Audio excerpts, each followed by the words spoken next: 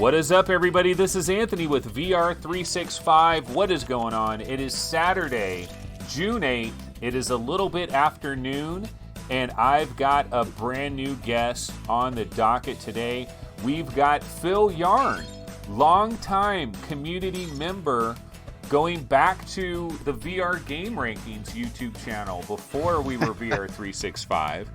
I did a little goofy stream yesterday. I did this little goofy work stream. I'm kind of experimenting with this idea of, I was trying to think of how I could kill two birds with one stone, where like if I got to do some work on VR Game Rankings, like actually streaming myself work on VR Game Rankings. The problem is I don't really want to show people like my actual editor that I'm, fixing the website in, because I don't know if I'm really kind of allowed to do that, and it's probably a bad idea anyway. So I don't think it's all that interesting, because I'm only showing like a website where I'm like grabbing information and stuff.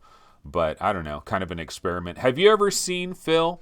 Have you ever seen like a YouTube stream where somebody's just like working on something, but they're talking at the same time, kind of checking in on chat, but they're working on something? Oh yeah, a little bit.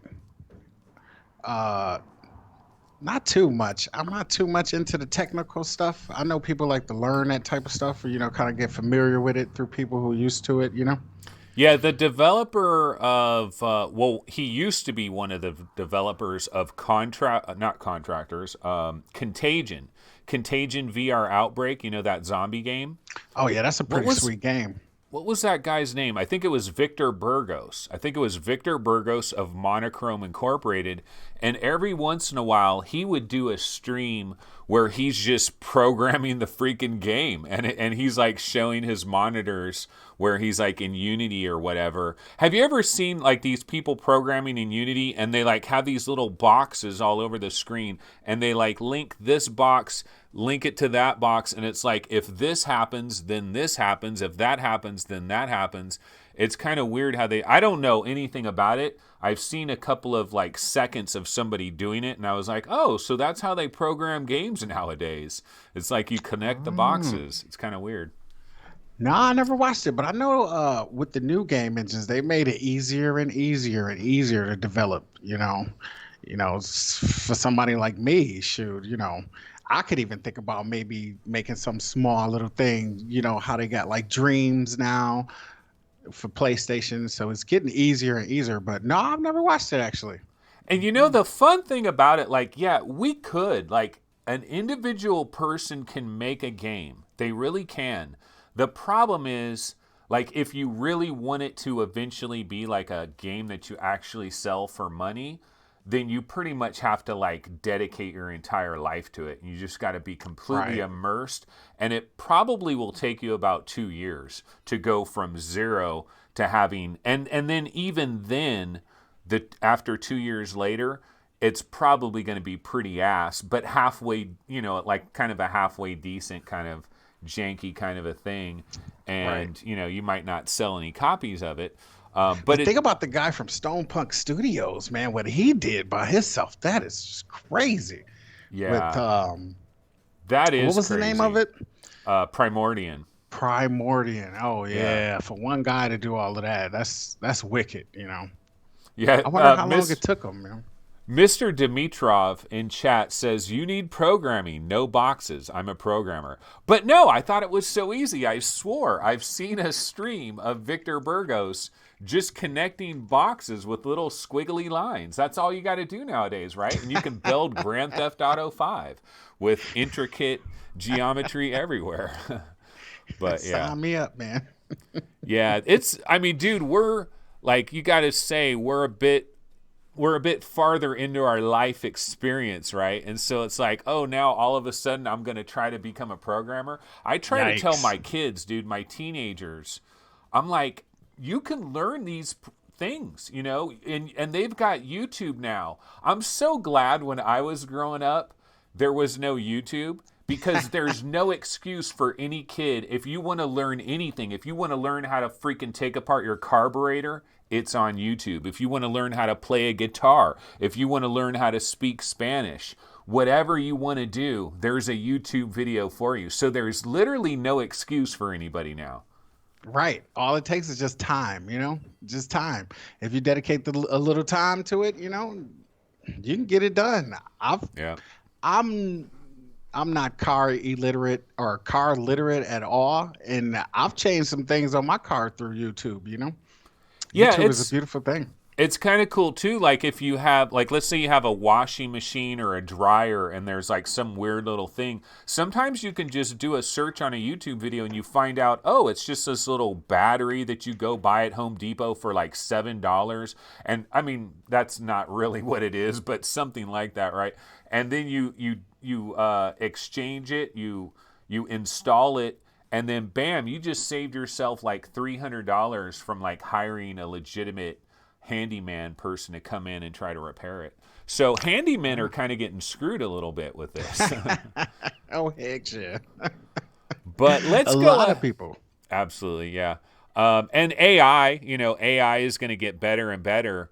AI, it's going to be scary, man, the world that we're headed to, because have you ever seen these commercials for Grammarly where like they say if you ever write anything, you want Grammarly because it'll take your sentences and like AI will analyze your sentences and basically say, "Oh, you need a comma here, this should go over here." And I'm Mm. watching these commercials for it and I'm thinking, "Man, in about 5 to 10 years, every journalist is going to be out of a job because seriously, dude, AI Right. is just going to automatically look for news information and it's going to put it into paragraphs. It's automatically going to put pictures together, and you're literally going to have websites that are automated, just automated websites that are automatically trying to find news, put pictures in places. I mean, maybe that's 10 years away. Maybe it's not 5 years away, but I really feel like AI is going to kill a lot of jobs out there. Oh yeah, it's really messing with the human experience so far. It's just, you walk into a Kroger's or something, you already don't have a lot of cashiers. You got these, just pay here by yourself, little scan lines. You just walk up to it, scan your item, pay for it, and walk out. I went to a Uh, Taco Bell just the other day and they had this machine in there, right? So I went up to the front counter and they had a counter and the employees were back and they were making burritos and tacos and doing their thing, and they looked at me like, what is that guy doing? Why is he standing at the counter? And so I'm looking around, I'm like, what's going on here? No one's coming to the counter and there's people that are eating there and stuff. And then this guy goes, oh, use this machine right here. And so I see this machine. You go over there, you input all your stuff in, you put what your name is, you pay for it. You never even talk to a Taco Bell employee. And then they just say, order for blah, blah, blah. That's all they do. But it's kind of cool because this hmm machine, if you have like a detailed, like, your son wants like no cheese but add extra tomato, all this complicated stuff that would normally really screw your order up, and you're going to get your order wrong and you're going to get it boned. But Right. with these machines, you could like and you could have it so programmed so nicely. It's crazy. hmm Pretty soon they're going to have robots making the food as well. Like, why don't here's a question I've always had, and I might have brought this up on another episode, but why don't we have fast food places that have no inside eating at all? It's just a freaking box. It's got a drive through on one side, it's got a drive through on the other, dual drive throughs. They split you, you go through and let you split. There's two drive through windows. No one eats inside.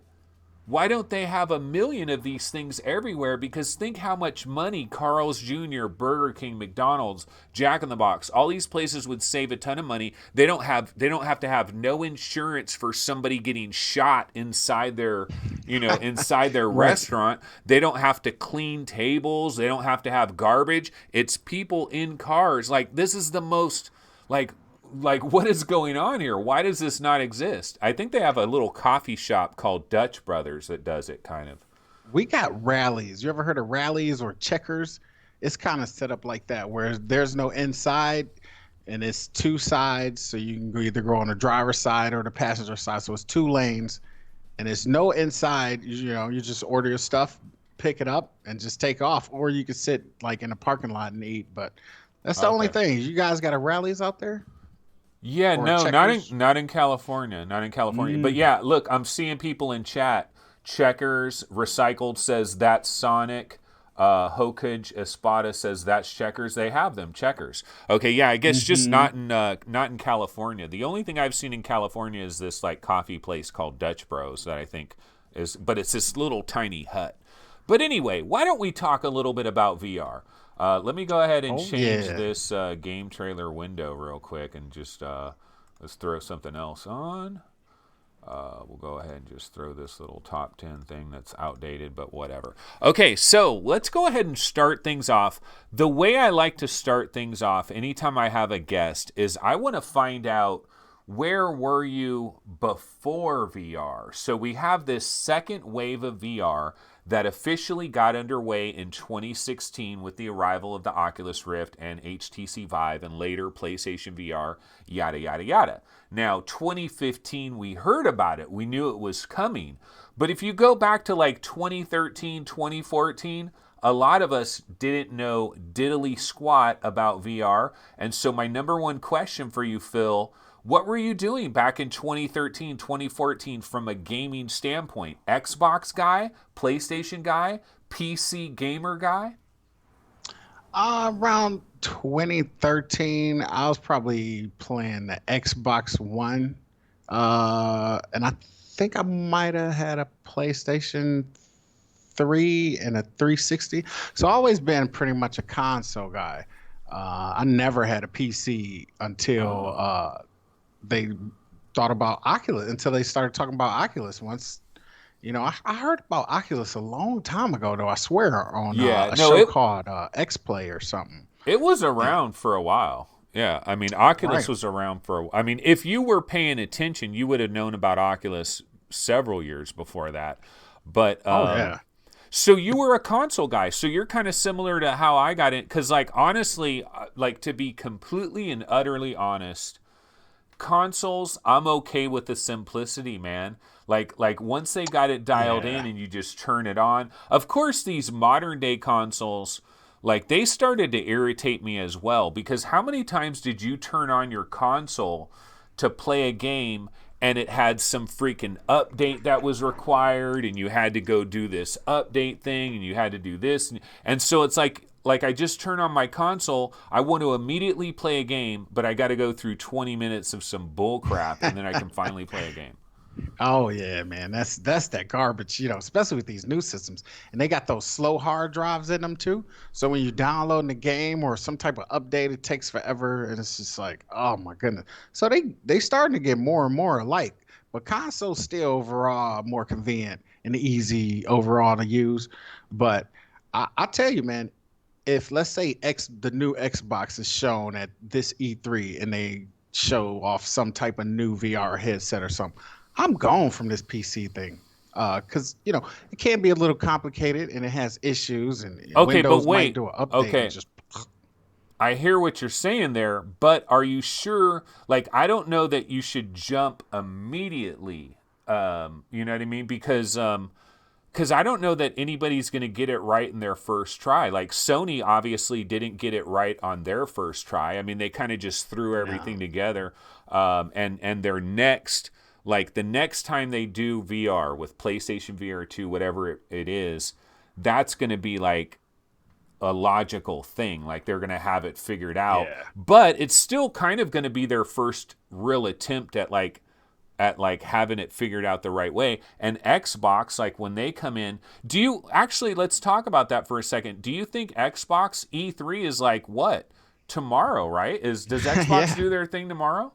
I think so. I'm not sure. I don't want to lie, but I think it is tomorrow. It could be. Yeah. Somebody in chat might know though. It's funny, Jarillo in chat says he says that with the EVGA t-shirt on. So Johnny come lately on the PC scene, but Oh he's yeah. wearing a t-shirt. Oh Um, yeah. This was my first PC, man, I ever built. Built it with these own two hands right here. wow. It was a great motherboards and all that. experience. Like you put all the Yeah. pieces together. It's kind of like Legos, right? Just a little bit more Basically, advanced. and you never know.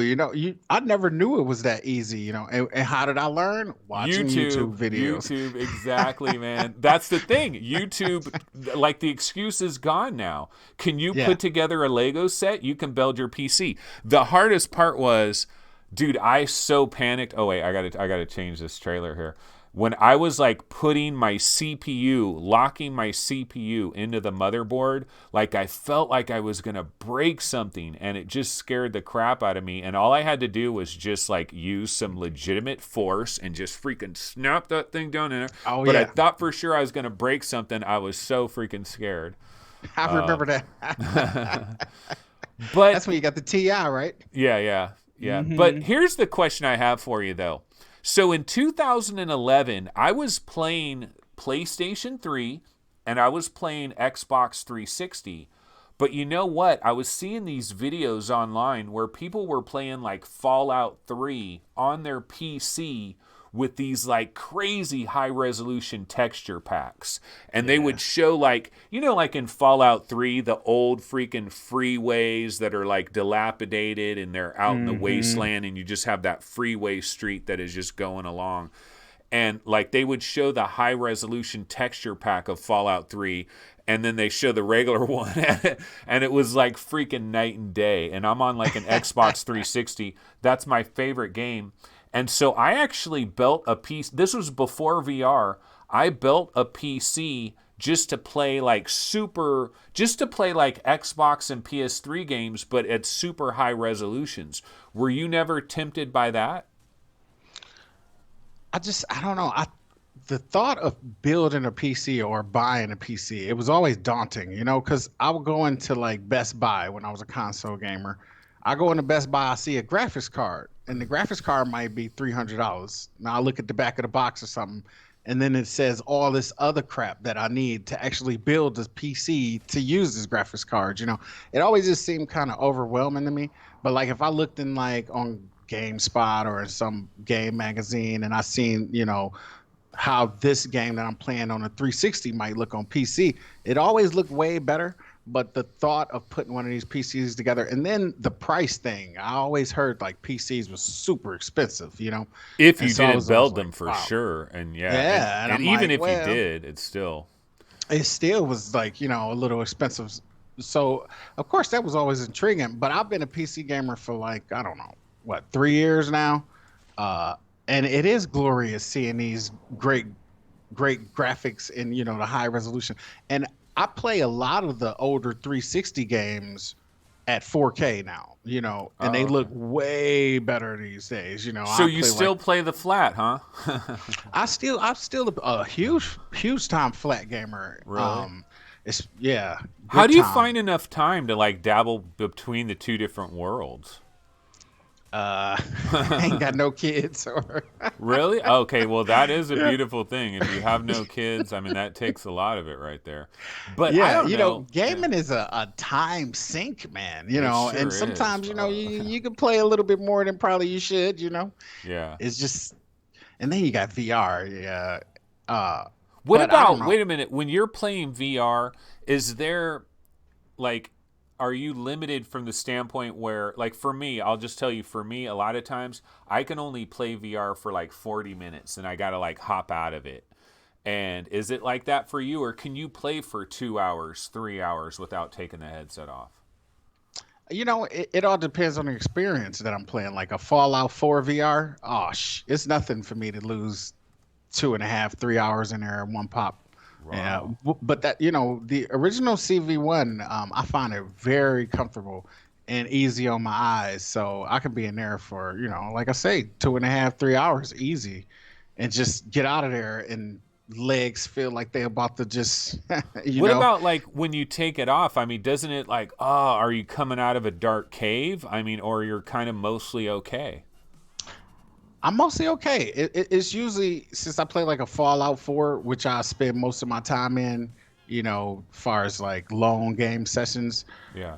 It's usually just my legs when I come out of there because I'm always standing up when I'm playing it. Okay. I come out of there like, whoa, my legs feel a little weak. Like, man, you should sit down. But I never notice it while I'm playing, though.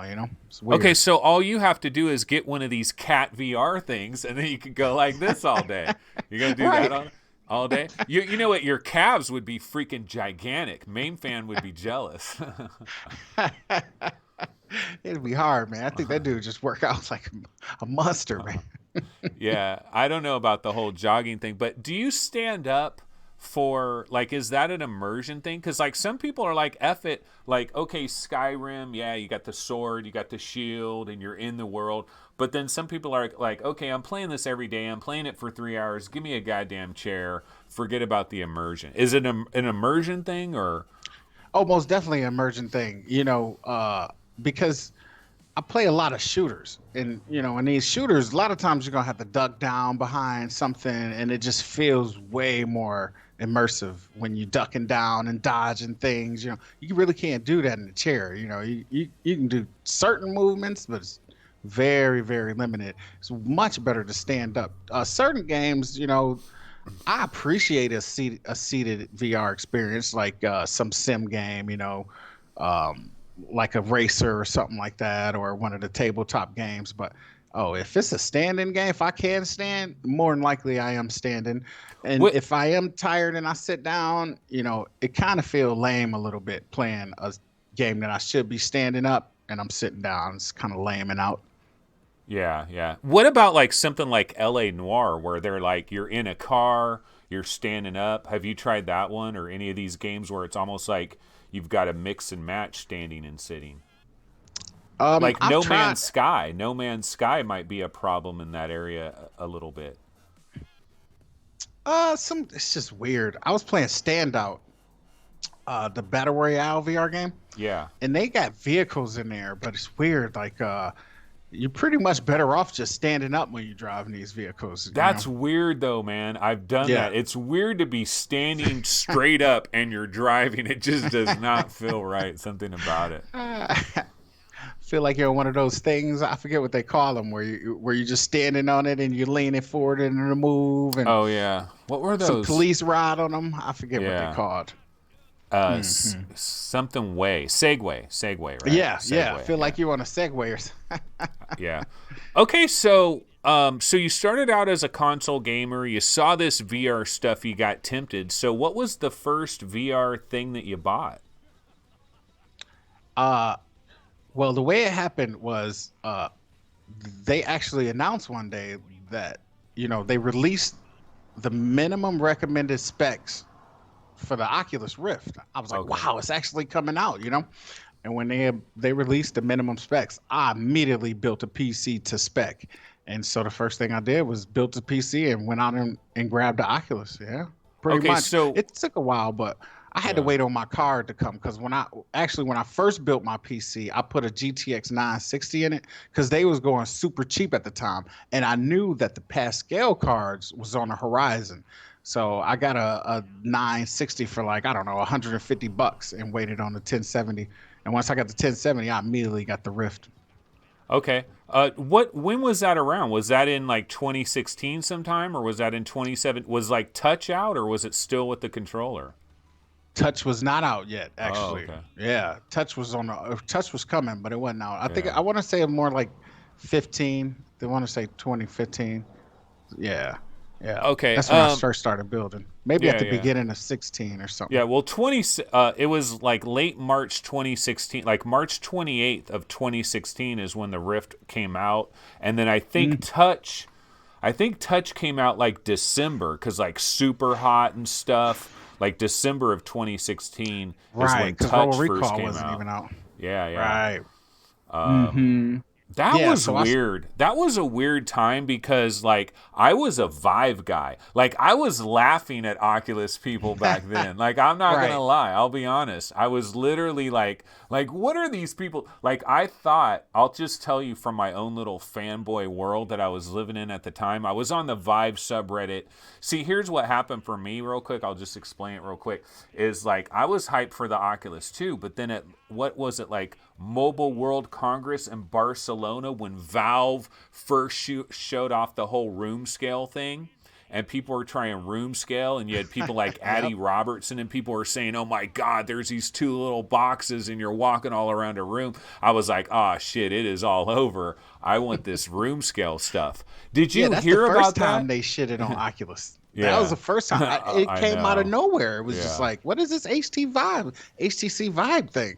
I was like, wow, built-in room scale. Because I swear, when Oculus was first coming out, they built it as like a seated experience, Yeah. which Yeah. was kind of realistic because, you look at gamers, you say, oh, these sons of bitches just want to sit down, and play a game. And when you think about it, you're like, yeah, gamers normally are, especially a console gamer, you want to sit back on the couch, and sit down.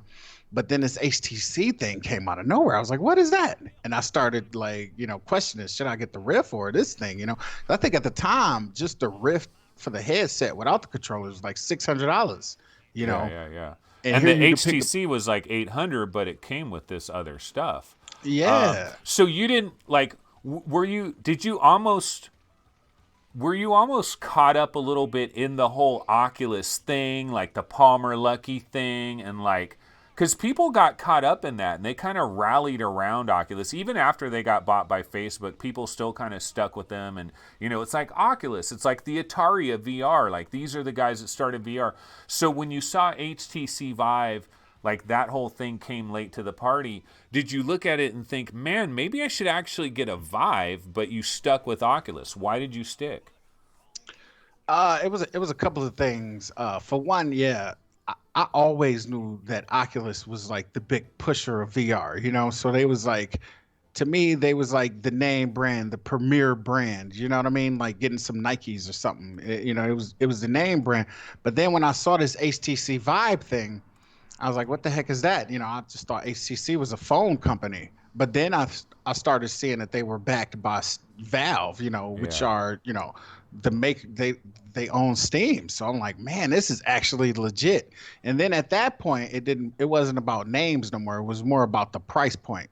It was like, okay, I can ante up and get this Oculus for $600 and just get into VR, or I could try to ante up this $800. So it was like basically what came first. But What yeah, I about room wanted the. scale? Like some people were like, I remember back then, some people made the decision very simply based on whether they had a big room or they were going to be doing it in a smaller room. Did the room size have anything to do with it? Because some people were like, Vives are only for people with giant rooms. Otherwise, get an Oculus.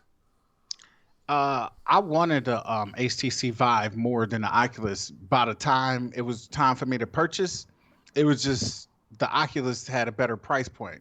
And then And after, you got a lot of free games, too. and you got a lot of free games, but after a while, it was like the Oculus kept going down in price. That after like a couple of months, instead of just the headset being $600, the whole kit was $600. Oh, and that made it way easier to roll with Oculus when it was the whole kit, and it still was $200 less. And by that time, they had been working on like the room scale stuff a lot with Oculus, and it had become, much better. Because at first, the room scale stuff was trash with Oculus, but over time, it got better. And you still need at least 3 cameras to this day, to get like that supreme experience. Mm. I used to think Oculus was scared of room scale from a legality, like from possibly being sued and somebody possibly getting injured and all. Like I used to in the early days, I thought Oculus is never going to do this room scale thing. They're allergic to it. They're scared to death of it. But they flipped on a dime, man, and they flipped on a dime so much, and now they got a headset. People are running around in parks and shit playing it. So Yeah, like, it's just the competition. It was HTC Vive. Oculus probably would have never went that direction had it not been for HTC Vive just stumping them in the head out of the gate with room scale. People, even I went crazy over it, and I was a huge Oculus fan even before they released. But yeah, if it wasn't for its competition always make for better products in the end. absolutely. So what about like PlayStation VR? So that thing was coming out. Um, probably around the same time that you grabbed your, maybe a little bit after you grabbed your Oculus, PlayStation VR starts coming out. Did you have a PlayStation 4 at all? Did you think about like dabbling in that, or what? Or well, go ahead, Well, but explain it. by the time the PlayStation VR came out, oh man, I was in straight true PC master Oh, race okay. mode, So I'm like, that's just gonna be some straight trash, The PlayStation VR got an Oculus, you know how it is, Yeah. on the PC side of things. And by the time it came out, I was like, I ain't getting that trash. Maybe after like a year, PlayStation kept dropping all these dope games. You just keep looking at game after game after game, and then freaking Astrobots came out, and I had to get it because I'm a retro gamer at heart. Yeah, yeah. And when Astrobots came out, I couldn't hold back no more. It went from that trash to that look all right to that I don't know. I'm grabbing the PlayStation VR. Yeah. So, what do you think about PlayStation VR? Because it does have its downsides with all the damn wires, like all the. All of them have wires, I guess, unless you go to Yeah. the Quest. But it just seems like I think with that little processing box that's on the side, it like makes things seem worse, because you got all these wires going to that box, and then it just seems like Yeah. it's like I don't know. When I look over at my PlayStation VR, it's like. You do not have a wife acceptance factor for that. There's too many cables going too many different ways. But were you kind of surprised how good some of the stuff is on PlayStation VR? I wouldn't even say surprised. I would say more like shocked. When I played Resident Evil 7, still to this day, that's one of the best looking, best playing. It got such smooth motion. I swear you can see that 120 hertz in there. It's so immersive. It's ridiculous. I'm still shocked at the visuals, at least. Now the tracking, that's a whole different story. But if you're playing a sit down game like Astrobots or Resident Evil, you could stand up in Resident Evil. You could just stand in one spot, which is still cool for tracking. Those type of games where it don't take where you don't move fast, no fast movement on your part. Those are spectacular. And I still think, even though it's lower resolution, some of those games compete really well with PC VR, which kind of sticks in my craw because I paid a shit ton of money for my PC, and Yeah. this PlayStation was only a couple of bucks, compared, Yeah. but I'm looking forward to the second generation PlayStation VR, and I think that's the one that's going to take everything to the next level. Because if they doing 120 hertz on this first version, the second version gonna be really nice. The only thing I didn't like about PSVR really is the Halo design.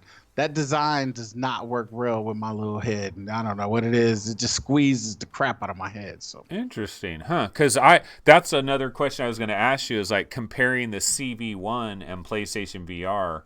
Like, I know the PlayStation VR, it has a pretty small sweet spot. Like sometimes you have to kind of wiggle it around. But it also like even though it's lower resolution, it doesn't have as much screen door because it had that pin tile RGB stripe. It had the RGB stripe thing, right? And now right. everybody's doing the RGB stripe thing. Okay, so I know you got a Rift S, and I know you've had some like issues with your Rift S. Why don't we talk about the whole Rift S thing? So before we get into the Rift S, with all these headsets that were coming down the line, and you've been following all of this stuff very closely. Oh yeah. So, like, you knew that the Rift S was coming. You know that there's, like, this HP Reverb thing that was just about to happen. Then, of course, we found out about Valve Index and all of that. So, why did you decide to continue to grab, like, a Rift S? Was it because of, like, you got all these Oculus games already? Were you buying most of your stuff in the Oculus store?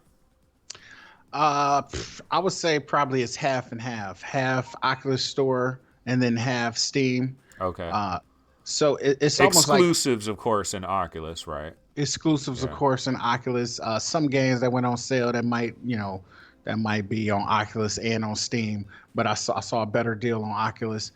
So I got quite a bit of games on Oculus, and I just felt like if I can get some type of upgrade for visuals at least over on the Oculus store, that would be nice. And For the Rift but S. for the Rift S, Yeah. yeah. So I felt like if I get the Rift S and it's a decent amount better, at least visually, than the CV1, I would be happy with it. I just never was too keen on that Halo design. I just was always a little, like I don't know, but because I've tried both Samsung headsets, the Plus Oh yeah, yeah, and you did. the You did regular have one. those. That was before you got Rift S, right? That was before I Yeah. got Rift S. Okay. And that Halo design, I just always felt like, somebody gonna do the Halo design, right? Because everybody or many people that I hear try the Halo design, they're like, oh, this is the most comfortable thing Are before I you got the pushing it? PSVR. Are you pushing it down far enough? Because if you're just leaving it up here at the top, I could see it would like you got to kind of pull the damn thing down. I mean, what is I've it about that tried. design? But you know what? There, like I was saying, man, we've all got different sized heads. Heads, So many yeah. different things. Like humans vary dramatically. People don't realize this, but if you're ever in like a really big city and it's like rush hour and tons of people are walking along. If you ever just sit there and just chill for a second and just examine the humans all walking by, and you will see like really short people, really tall people, skinny, big, every different thing imaginable, and then all these different size heads, different size ears, Hmm. noses, foreheads that come out. Just there's a lot of variance, man. I mean, we think we're all humans, and we think we're all. I mean, we are all humans, I guess, right? But I mean, some of us might be lizard people or something, but we You never think we're know, all man. humans, and we should all be kind of similar. But it's got to be difficult for these headset manufacturers to, because who do they target? And they can't just divide it and target the average because no one really is the average. Kind of. I don't know. It's weird. Right.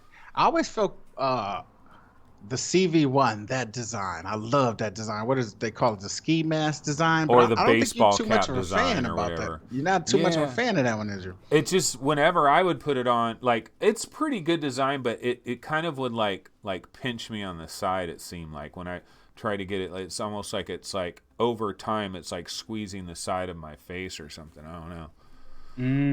But yeah, Mm, this thing that we're dealing with. We're like it's hard to find a perfect headset for each individual person, and so like when you see these reviews, okay, here's a question I've asked to like everybody I've interviewed in the last week or so, but going back to the Valve Index and all these different opinions that you hear out there, where one guy says this, the other guy says the exact opposite, is it hard to trust like the reviews that you hear out there? Do you feel like you got to get every headset in your own house and try it in your own setup?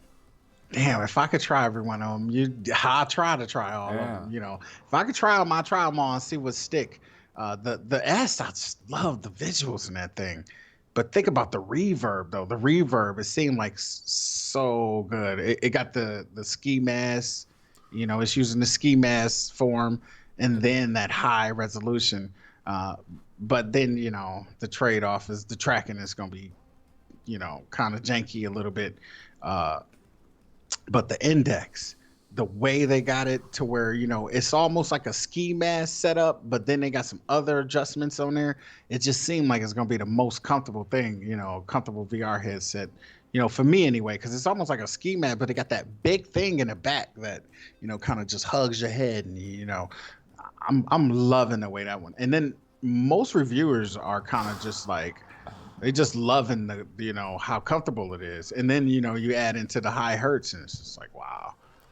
Yeah. And that's the What whole thing about the about weight VR. You want to though? be comfortable. What about the Hmm? weight though? It's damn near 2 pounds. It's almost 2 pounds. It's like 1.8 pounds damn near.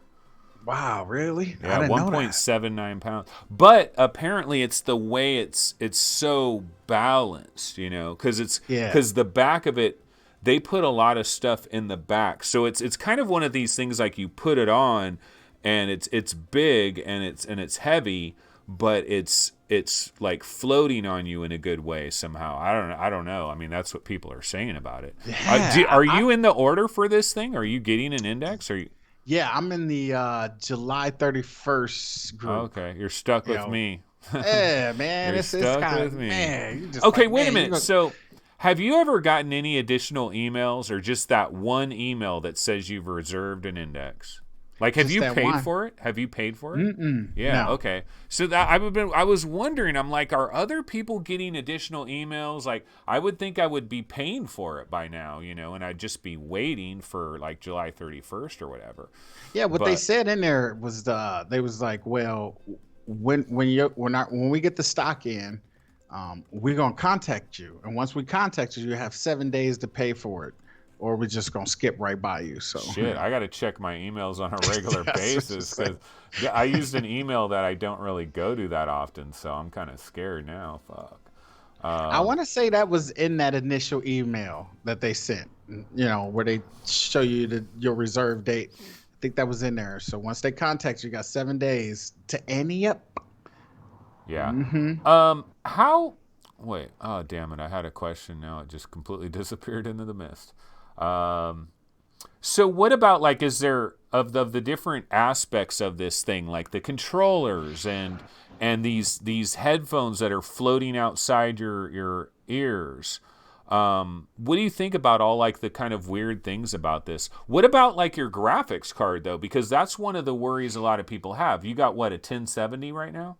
I got a 1080 Ti now. Oh, okay. Yeah, so it's like, uh, you're always gonna be chasing the graphics cards for the best performance. But if you get a good one like that, like a 1080 Ti, this should be able to last you for a while. And then I Hey, think the minimum specs ain't too bad on there. you got a 1080 Ti, so Reverb, baby, Reverb. No.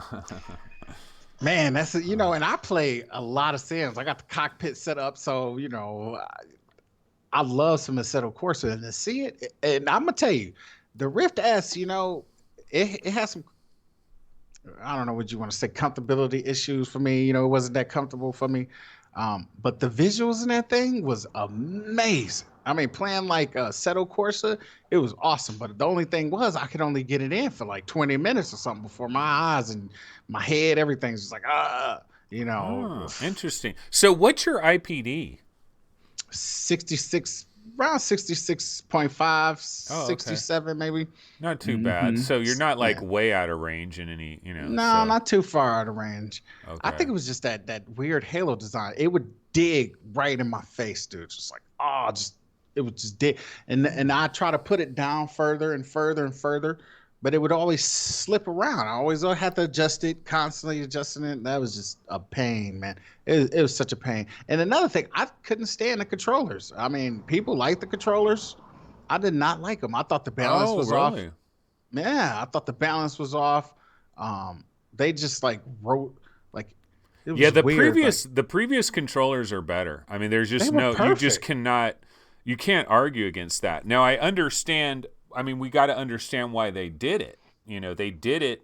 Although I think they could probably have a hybrid system where if you've already got if you've already got the Oculus sensors going everywhere, I'm sure that if they wanted to, they could create some kind of software layer that would communicate with the headset so that you'd have both, You'd have the Rift S, but you could use the old controllers. I mean, wouldn't I think that could be possible, but I don't think they're ever going to do it because I don't think they want confusion like that. Like they would be worried Right. about what other people would think about like for them it's too much confusion. They've moved forward. This is the way they're going. This is what we got to deal with. This is the way they're moving forward. But yeah, no, I agree, man. The original touch controllers are still the best controllers I've ever put in my hand. Do you think the Perfect, man. do you think the Valve Index controllers are going to beat these babies? Do you think you're going to like them even more? I don't even think it's possible to beat them. But Wow. you know, I just feel like the functionality is going to be way better. With all the, it's going to be able to track your finger movement, and they got all these sensors in there. And I hear the like the feedback is really good, and then you can be able to like open your hand and throw stuff without the controllers going flying. That's pretty cool, but it still kind of got like that wand shape to it. The thing that your hand is pressed up against. It kind of got Yeah. like a wand shape. I don't think they could be as comfortable as the regular CV1 touch controllers, but I think functionally wise, like you're gonna have like No Man's Sky. they putting functionality into that game, touch or index functionality. So all of that stuff is going to be, I think, is going to be next level. Um, Yeah, but far as comfortable, no, it's not going to be as comfortable. No. yeah. I mean, I don't know. it would be hard to be as comfortable as the original touch controllers because Right. they really do just kind of melt away into your hands just so effortlessly. But I don't know. I don't know what to think of these controllers. I mean, they look cool. Like they seem like this is the next step. Like this is one upping. Although when you see some of these hand tracking demos that people show of like moving all your different fingers, it seems like it's a little like that software still ain't dialed in quite yet. Like they still don't have, like it seems kind of janky a little bit. And now the promise of it, like if it ever works absolutely perfectly, then it's like you damn near have elite motion even though you don't, because it's like keeping track of all your fingers, which that would be cool. But I do believe this is one of these things where we got to get these controllers in our own house. We got to play them. And also, sometimes I think you need more than just a couple of days with something to make a judgment on them. How long did you have Oh your yeah. Rift S before you decided to part with it? About 2 weeks. Okay. It was it was a struggle knowing that I was gonna have to send it back. I tried and tried, like I tried everything. I tried different IPD settings, probably every one of them. Uh, Different ways to kind of put it on. Either try to put the back as low as possible, move it up, move it around. Trying to think of mods because you know I really I really wasn't too like hung up on the sound. It wasn't great, it just wasn't a lot of bass in it. That's it. But Would you besides the use bass part, headphones it was like would good. you use headphones like that, or you use the built-in audio? I just used the built-in audio because I thought Wow. it was sufficient. It just lacked bass. But Yeah. that's cool. I got the butt kicker. It puts out a little bass, you know what I mean? So it kind of like if I'm sitting down playing a game, that kind of, makes up for the lack of bass a little bit. But I don't know. It wasn't bad for me. I didn't think it was bad. I just thought it lacked bass. Yeah. Um, So why don't we switch over to a different subject really quick? but I really did want to throw something in there though. Like Okay. when we was talking about the index controllers, my thing is this: if Microsoft, they have been kind of helping out with like the WMR headsets and whatnot. It's like why don't they just like use the Connect, give us like Connect functionality, to like blend in with virtual reality where you could track your entire body, but you also in this world. And then you probably got the index controller strapped on, so you kind of don't feel like you holding something, and they can Yeah, track yeah. your entire body. Like, I don't understand why they never did that. Like, seem like it's like an easy one to like just combine the two. Yeah, You I mean, know, I wonder how easily you can. Well, I know people use Kinects for like body tracking and different little things, so it can be done. Again, though, I think this is one of these things where some of these gigantic behemoths of a company, like they're not going to just cobble two existing things that would work together just because they can do it, because that's not what a behemoth does. When a right, behemoth decides to do something, it's going to have a freaking plan where everything is integrated the way that they want. They're not going to cobble two existing things together. So, but that's going to be interesting to see if anybody does that. The problem is now we've gone into this whole inside out world, right? The Oculus yikes, Quest is doing the inside out thing. The Rift S is doing the inside out thing. So they've got a solution now that for somebody that doesn't want to deal with all the drama, it's kind of a nice thing. They don't have to deal with all the sensors and everything. And then you're going to say, okay, but now guess what? We now want you to put some kind of external sensor somewhere that is going to look at your body, and real time it's going to throw all that information into the game and put you into the game. I mean, I'm looking forward to that, but that's another ask. yeah, They got to ask people to put some sensor somewhere that can see yeah, that you. would be great. Yeah, and people don't want more stuff laying around.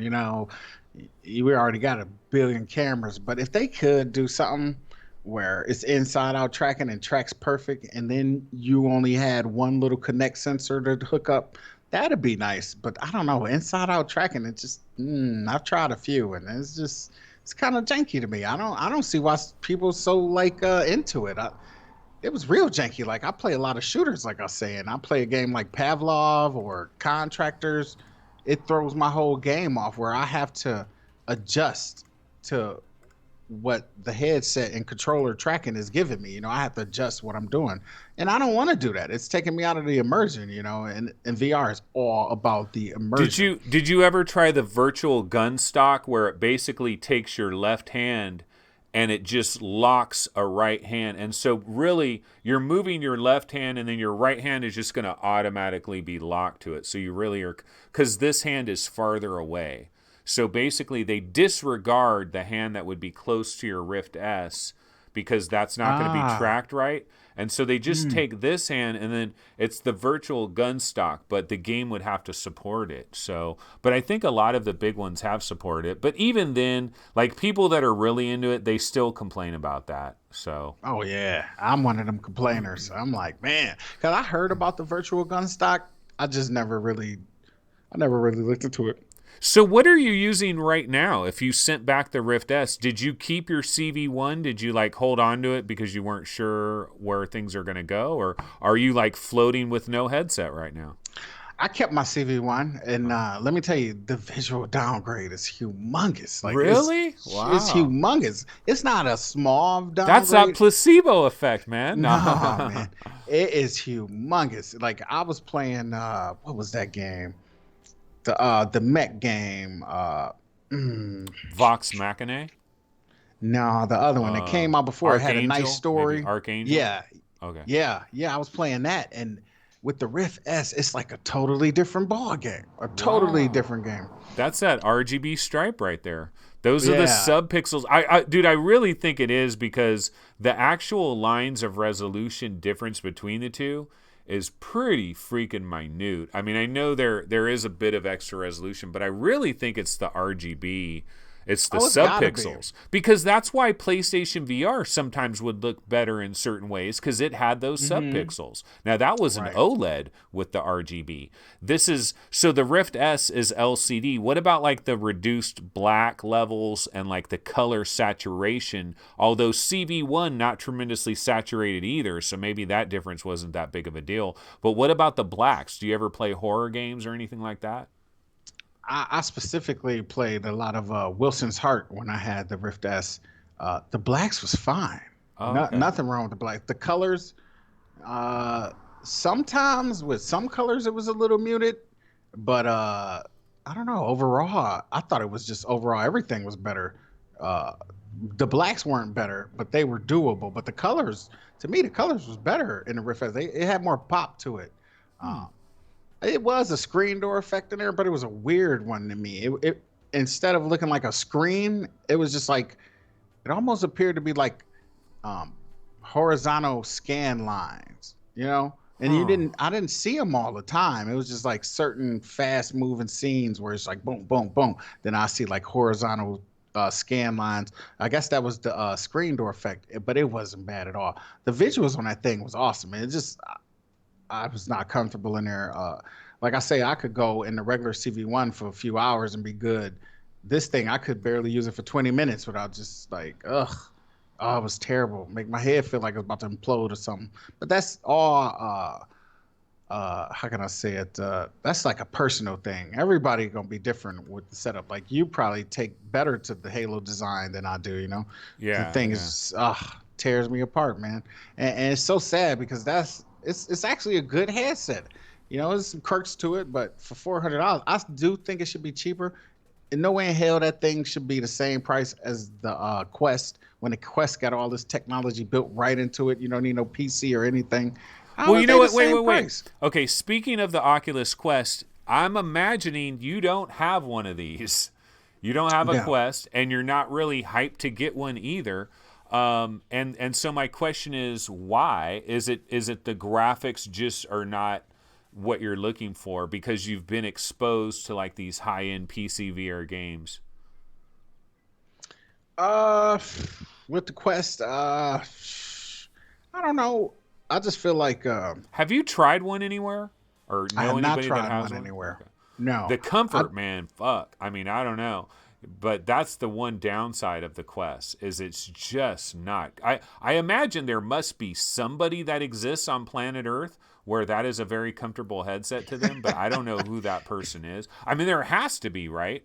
There has to be somebody on planet Earth that has tried like at Oculus and Facebook, like they were testing designs. They couldn't have like everybody that tried it. Oh, this is not comfortable. This is not comfortable. This is not comfortable. Okay, let's move it along. It's great. Let's keep going. Like didn't they stop at some point and think, okay, no one finds this comfortable. So there must be somebody there that was like, yeah, this is perfectly comfortable. Or all the testers that were using it were like, oh, I tried it for 10 minutes. It's comfortable. Yay. No, the right. comfort, it's fine for 10, 15, even 25 minutes is when you start to get to 30, 35, 40 minutes that you're like, okay, we've got a problem here.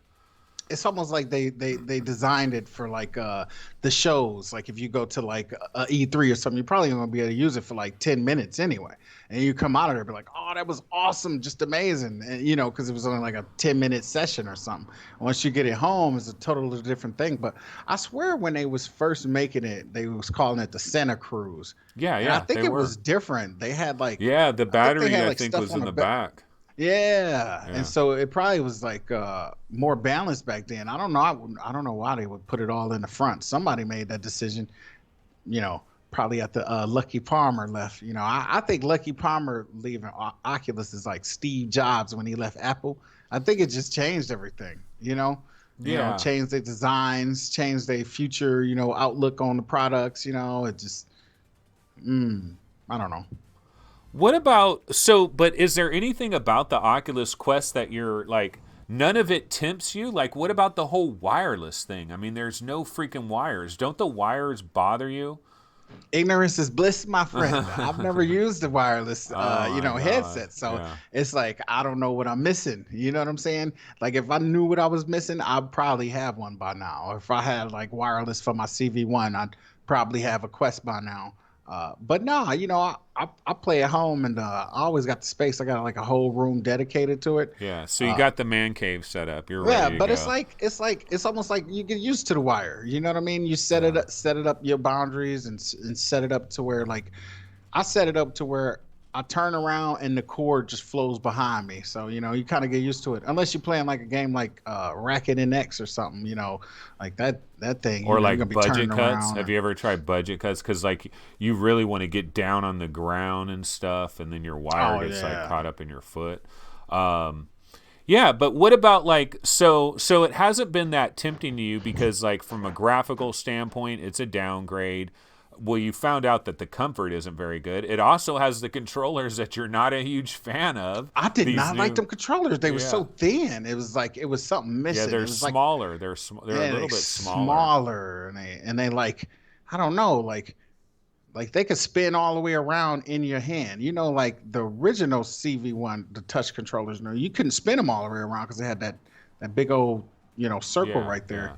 You couldn't spin them around and it just your hand just metal on. These things are real janky. Feel I like if feel they like fail, they I just feel like crack. you Ugh, have to put on the freaking strap because they do feel like they can flop out. Where you put easily. those touch controllers on, they're basically on you. They're Hmm. not going to flop away pretty easily. Where these ones, yeah, and like when you have your headset already on and you grab the controllers, you're like, okay, wait, which one's which? And that you never had that problem with the original touch controllers. Like you would, No. and that was the cool thing too because you would like I used to have a Vive and even on PlayStation VR it'd be the same thing. Like you don't have a specific left or right controller and you'd be in certain games where you start the game and then your hands are like this and you're like, "Ah, shit, I got to take them off, switch the controllers. Okay, now my hands are the right way because they would be backwards." And Right.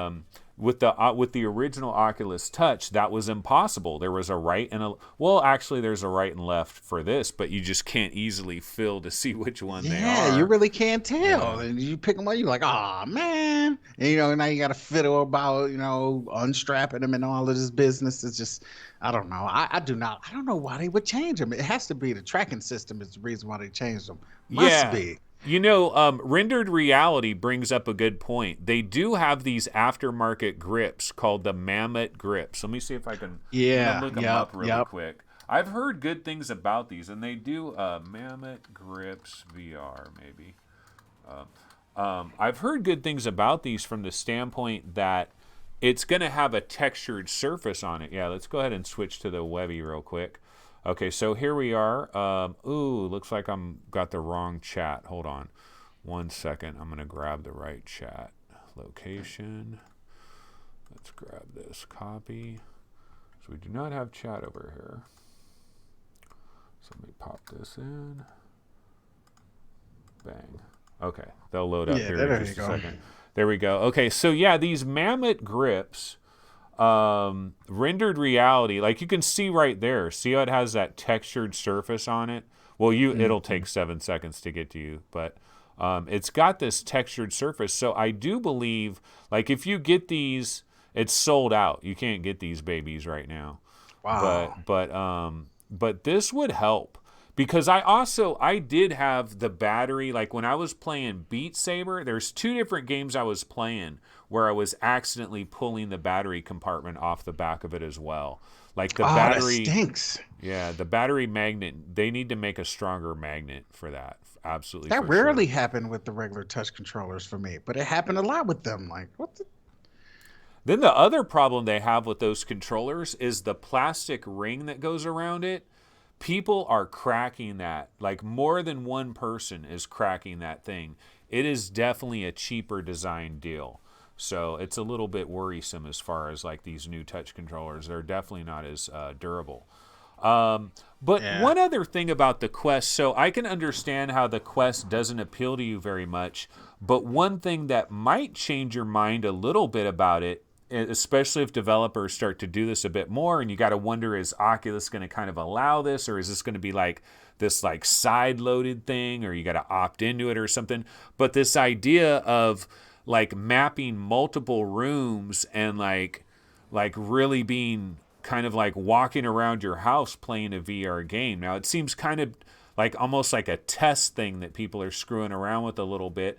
But if you spend time on the Oculus Rift subreddit, you might see a video where some developer is doing some weird thing on a Quest where they're like going into multiple rooms. What about that? Does that kind of like if you got, or you also see these videos where someone goes to a park and they're just running around playing Apex Construct in a big ass field.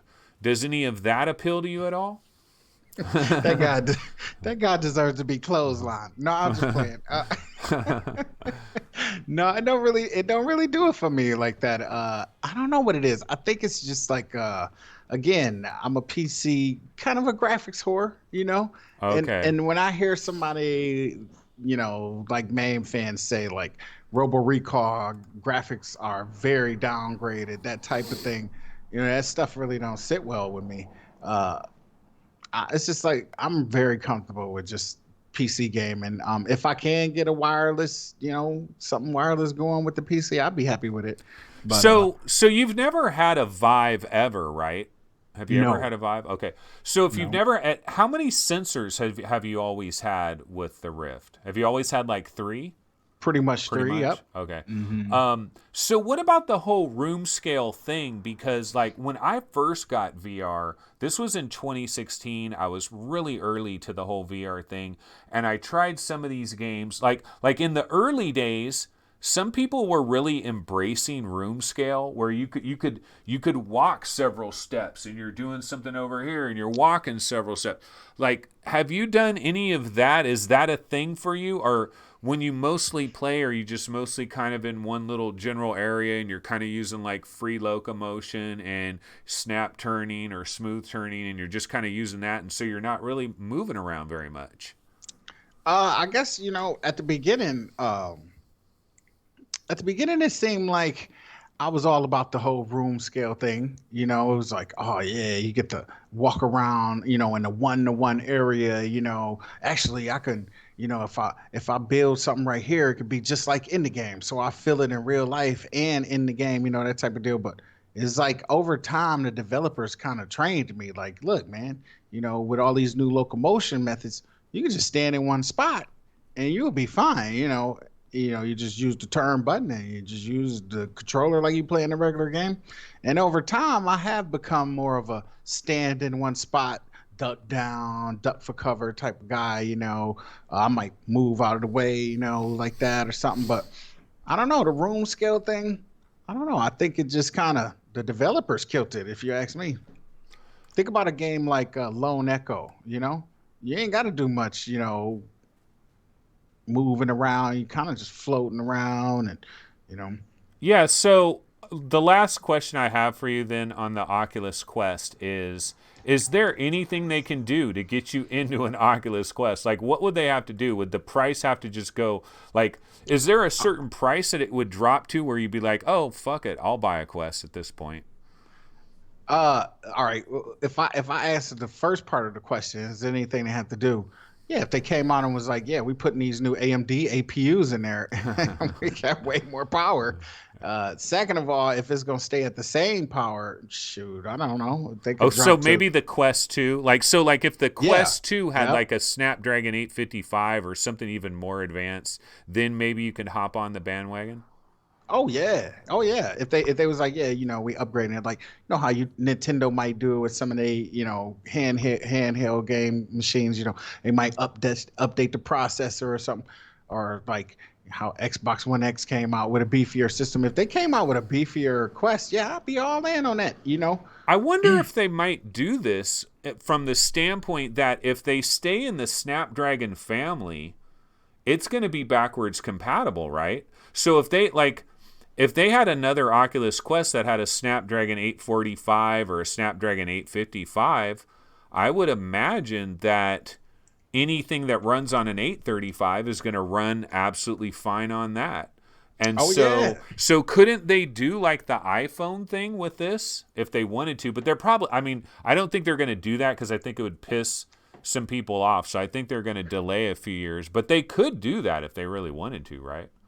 yeah. Like if they came out next year and say, hey, we got a beefier system, a beefier model.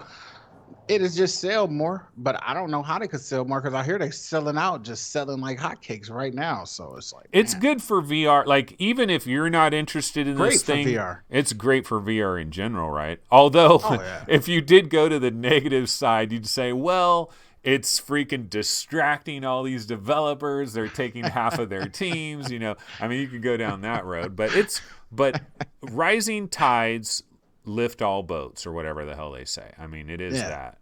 Because Uh, people are figuring out many things to do with them. Like some people are streaming from Steam VR now onto the Quest. I don't know how that looks. Maybe it looks great. You know what I mean? yeah. I don't know. So some of those things tempt me. Like especially if you can figure out a way to use your PC power with the wireless thing. Oh, Yeah, that'd be awesome. Hokage Espada in chat has said a number of times that you can super sample games on. Have you heard about this? You can like raise the resolution like way high on your Quest. There's like some mode that you can get into where you turn the resolution way higher. You're basically super sampling on your Quest. And like some people have tried certain games in it and it looks really good, but then other people say don't do this. It's going to screw up your Quest or something.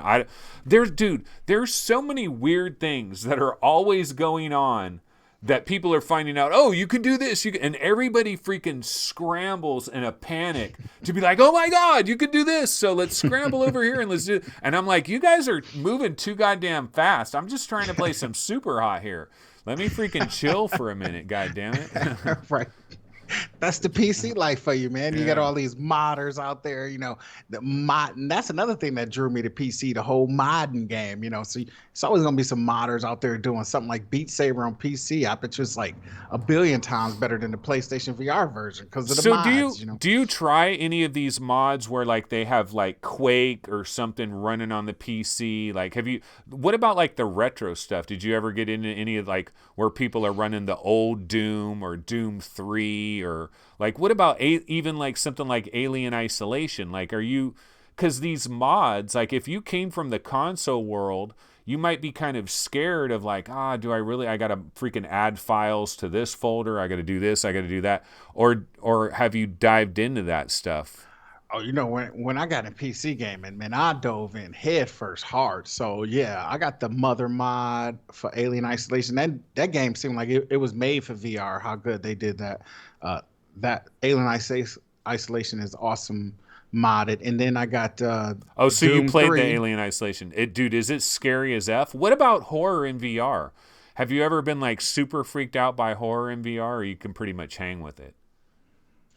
After at the beginning everything was horrific. Like I was playing Arizona Sunshine and these freaking zombies getting right up in my circle, Yeah. man, that it was freaking me out. After a while you get kind of used to it, but then you play a game like Resident Evil 7 and you shit yourself all over again. And I think that's going to keep happening like that. The more the developers get time to develop these games, I think it's going to keep happening. I don't think I'm never not going to be scared in VR in certain situations. Um, yeah, but horror, I like to jump in there every once in a while. Like, Resident Evil, I still ain't beat it yet because it's scary. I actually did put it on easy just so I can go through the game faster. You know what I mean? I just want to experience the whole entire game, without all this gameplay madness getting in the way. Yeah. If you don't want gameplay madness, just pick up Zed. You'll be good. It's a walking simulator. No. Oh man, not So a puzzle game. Oh, not okay, another yeah. puzzle There's game. so many puzzle games. So right now on the screen, I got Contractors running, and That's my. Oh. I remember way back in the days, like Phil Yarn in chat. Like I thought you were Oh shit. working for him, bro. Do you got a job for these guys? Because you would rep Contractors any possibility. So is this the best shooter game out there right now? Do you think, hands down? Yeah, pretty much. Contractors. It's another one out there that's better that we can't really talk about. Oh But wow, really? yeah, Okay, it's yeah. I it, know what you're it's talking another about. one out there that's better. But Wow, as of that's right, interesting. as of right now, Contractors is the truth. And I see when I first played What's the Contractors. sec? Wait, what's the second best then of available now? Like if Contractors didn't exist, what would you be playing? Contractors didn't exist. It'd probably be between Pavlov and Space Junkies. Between those two, as like the shooter games, my go-to. Pavlov is just awesome because all the mods, so many mods. I've tried to play Oh, so Onward. you like Onward, Space Junkies? That's interesting. Space I'm a Junkies fan. feels good, huh? It feels good. Hmm. You're okay with the fact that it's just like 2-on-2, right? Is it 2-on-2 or 3-on-3 or what is it? It's 2-on-2, but they talking about making it like 3-on-3 coming up pretty soon. Actually, I want to say this month maybe. Um, and yeah, I think it's gonna be 3-on-3 maybe this month. Yeah, Space Junkies is awesome, but another one I like too is Slightly Heroes. Oh Um, yeah. Slightly Heroes is awesome for people who haven't played it. Yeah, you should pick that up.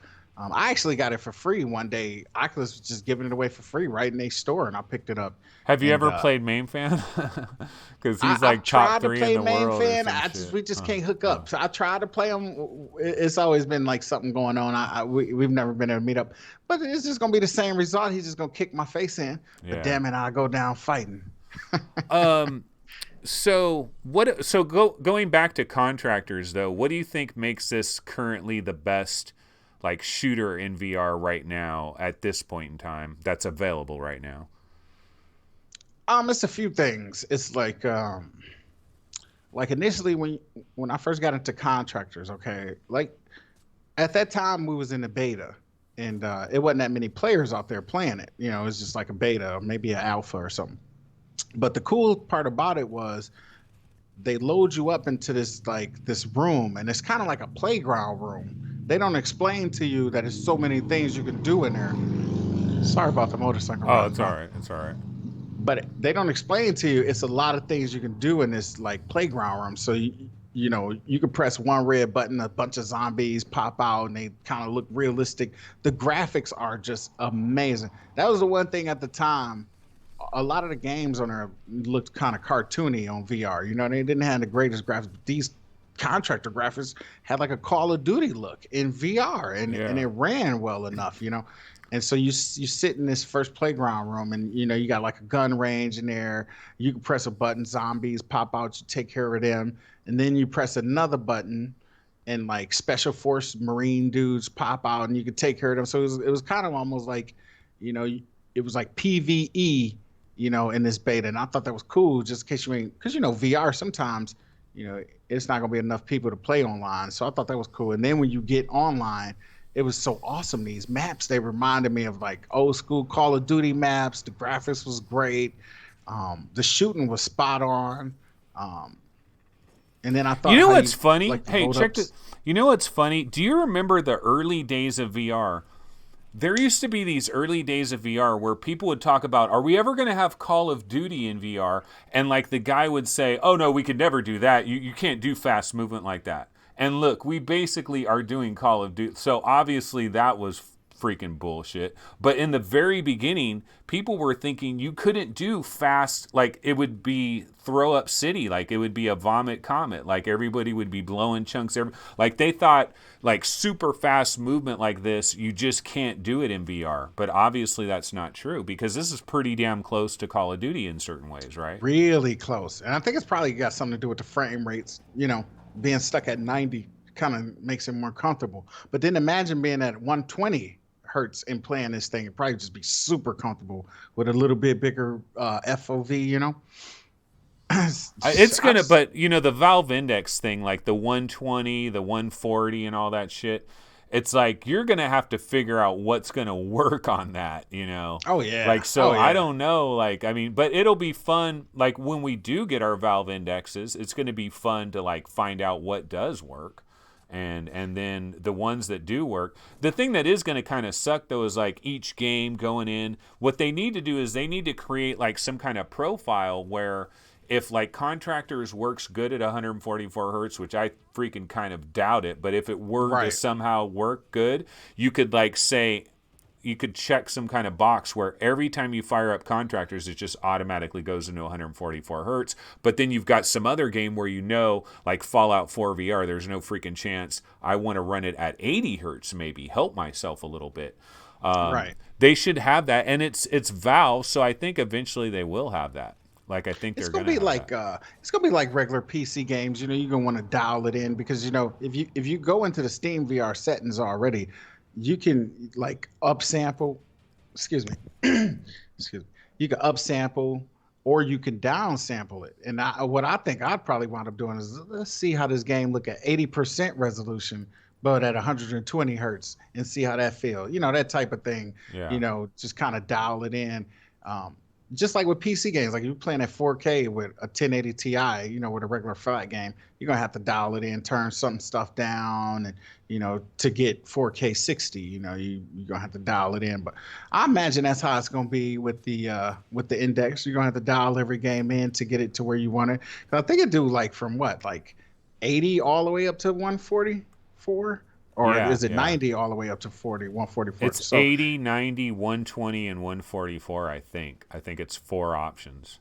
man, I see myself just playing with that for days and days, just tweaking it to see what plays best, you know, at what, you know, frame rate. So that's gonna be awesome, man. Okay, I what can't about freak. this though? Is there any part of you that is gonna like? Are you gonna start having this video card envy? I mean, I know you got a 1080 Ti, I got a 1080 Ti, but I know if I got a Reverb, I would be like, fuck. If only I had a 2080 Ti, I'd be that much better. Oh But yeah. honestly, what I've heard, like people that have 2080 Ti's, like it's not that big of a jump over like a 1080 Ti.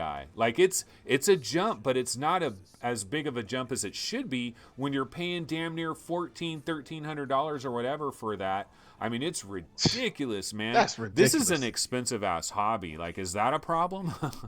It's a problem for me. That's why I'm doing this freaking YouTube thing. What is that on the screen right there? I'm sorry. Oh, What is Blunt that? Force. That's Blunt Force. It's kind of like a World War II game that should be coming sometime later this year, maybe. The developers of Summer Funland, Monad Rock, they're doing this, and it's kind of like a World War II type of thing where it's Wow, like, that look amazing. That threw yeah, me off. yeah. But Graphically, it looks really good. yeah, and all the set piece right there, that was awesome. But I Yeah. don't know, with the graphics card envy, I just told myself, look, I'm not getting another card until that card is double my card's performance for the same price that I paid for my card. So double the So 1080 Ti 2027. performance. 2027 is when that's going to happen. Yeah. That's what I'm sticking to. Double my card for around $700. If I I can used get to that, Yeah, I used to have a thing where I would not buy a card over $400, but that does not work in the modern oh era. Like man, you ain't getting nothing with that I these got to days, Jay. double that now. It's You crazy. got you did a good job with your 1080 Ti though, you know. Oh yeah, I got really lucky on that. Like that was a dream. Mm-hmm. That was the perfect dream come true right at that point. Absolutely. Mm-hmm. So what about like upcoming games? Like what is your most wanted upcoming game? Is it the one that you just were like kind of mentioning but you can't really talk about it? Yeah, that's on the horizon, but you know, we don't got much information on it, so I'm not really, crazy about when is it? No. But the one that I'm the most looking forward to is Stormlands, man. Oh, okay. Stormlands. Do you That get is just into burning on my soul. do you play like single player? Are you one of these guys where it's got to be multiplayer? You got to be with other people, or are you cool to play just like a game where you're the only person in there? Man, I'm a gamer, true and true. I play them all, Oh, but okay. I really do love the good single player experience. I was playing some game. Don't kill me on this, all the VR guys out there. But I was playing Plague Innocence. Oh, that game is amazing single player. The graphics are just beyond awesome. But I was playing that recently, so I do get down with the single player experiences. I like multiplayer games, Yeah. but for me, like, I don't know, I always felt like the best games were single player experiences, like your Zeldas and things like that, the Witcher threes of the world, and you know, They're more, to me, they're more impactful and they can be more immersive because the only way a multiplayer game could be super immersive is if you could convince every single person to go into the game like they're damn near an actor and they're like got to play a role in shit. Because as soon as people start talking about, hey man, I go to freaking Burger King and get, they're like yelling at somebody in the background why they're online, like immediate. Like, what if you were in some awesome ass Westworld game where you're like in the freaking, you're in Westworld and like you're in this VR paradise, but then people are talking about, Mom, make me a peanut butter and jelly sandwich. Like, it freaking just ruins the whole thing, right? oh yeah, oh yeah, and then like I stay in the city, so you got cars driving by. I got my window open, all that stuff. Yeah. Break the immersion, but I don't know. I love single player. Plus, with single player games, you always gonna get better graphics. And like I say, I'm a graphics whore. I want to see the best graphics at that time. Any way how I can see them. But multiplayer games, I love them, especially in VR. It's nothing like a multiplayer VR game. Regular multiplayer flat games do nothing compared to multiplayer VR games. That experience is just beyond. But then you got to find people to play with. Most of my friends only play flat games. Like if I'm on Discord with a group of cats, they only playing flat games. So Have you I kind of shown bow out like to them. Have you shown VR to other people? What? Actually, you know what? It's the $64 million question, right? I mean, this is the question of the day for everybody forever. It's what ultimately what is holding VR back is pretty much the question. Because I know you've probably put certain people into VR and they probably tried it and they're like, oh, this is really cool. But bottom line, they never bought anything VR. They're playing flat games and it's almost like they never even tried VR. Like what? There's certain people like us, we tried VR and we're like, fuck, this is a game Right. changer. This is the future. There's other people, they're like that for maybe 5 minutes when they're trying it, but then they go back to their regular routines. What is the secret sauce? Or is it just a combination of so many freaking factors? Like, what is it? I think it's a combination of a bunch of different factors. Like if I bring somebody to my house and they first thing they're gonna see is this big ass PC sitting on my desk, then I'm like, yeah, I built that myself. That's gonna throw them off right there. Yeah. Then they're gonna try it and be like, oh, that's freaking awesome. How much did that cost? And then you Yeah. start breaking down. Oh, I had to buy a graphics card, this, that, and the other thing, and then it almost becomes like a pipe dream for them. Like, oh, I Yeah. never do all of that shit. You know, I never. Okay, but Oh, what's all wait. these cameras? Quick question. So based on all of that, but do you think that we could have an experience that would be so freaking incredible where even though they do got to do all of that shit and they know nothing about it, but they got to, do you think there's an experience that is so incredible that people would be like, fuck, I'm selling my freaking car right now, I'm going to do whatever I have to do to buy the freaking I gotta have this? Do you think that exists? Is that possible? I know some people don't like putting that whole thing on their face. You know what I mean? The whole strapping this thing to your head. So if it was a little smaller, maybe like almost like glasses, like, you know, kind of like that new In real, those in real yeah, like the glasses, new yeah. in real thing. Like if it was that was VR, you know, and then you didn't have all these cords running around everywhere, and that was VR, and you just had like some controllers, maybe the touch controllers or something even smaller, or maybe like some haptic gloves or something like that, where you just slip on, bloom, you Yeah, know. yeah. I think it's the ease of setup and the ease of use that got something to do with it. See, Like that's the why I cords. think, well, that what you're saying right here is exactly why I think the Oculus Quest is like freaking so absolutely crucial.